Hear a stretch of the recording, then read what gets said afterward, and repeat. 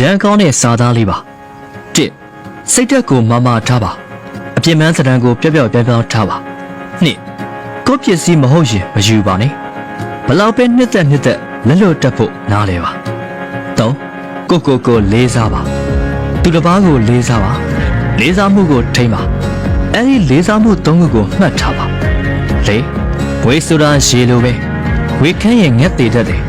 ဝေမက်လွန်းရဲ့နစ်တည်တတ်တယ်နော်အရာဝတ္ထုတစ်ခုတိုင်းကိုရှုတော့ပေါင်းစုံဗတ်ပေါင်းစုံကနေခံစားပါ6သူတစ်ပါးကိုထိခိုက်နာကျင်မှုမျိုးနဲ့ကိုယ့်အဖြစ်ကိုယ်စိုးကျိုးကိုဖုံးကွယ်တတ်တဲ့လူလောက်ရှက်ဖို့ကောင်းတာမရှိဘူးခွန်လောဘမကြီးနဲ့ကောင်းတဲ့အရာတွေကဘယ်တော့မှတာရှိမခံဘူးရှစ်တငယ်ချင်းအတွက်အနစ်နာခံတဲ့အလုပ်ကခက်ခဲတဲ့အလုပ်တော့မဟုတ်ဘူးခက်တာကအနစ်နာခံရလောက်တဲ့တငယ်ချင်းမျိုးရှိဖို့ပဲလိုတယ်ကိုအတွက်လို့စဉ်းစားမိတာနဲ့တပြိုင်နက်တစ်ဖက်လူရဲ့ခံစားချက်ကိုလည်းထစ်ထွက်တင်တယ်သူအတွက်ပိုစဉ်းစားတင်တယ်ဒါတွေကအကျဉ်းသားရင်ကြီးတဲ့အပြင်တစ်ဖက်လူကိုလေးစားရရောက်ပါတယ်10လူတွေသိနိုင်တဲ့အမှားမျိုးကတကယ်အမှားမဟုတ်သေးဘူးအခြားလူသွားနိုင်တဲ့ချစ်သူမျိုးကတကယ်ချစ်သူမဟုတ်သေးဘူး17ကိုဆုံးဖြတ်ချက်ကိုချပါဖြစ်လာသမျှခံယူဖို့ပြင်ဆင်ပါ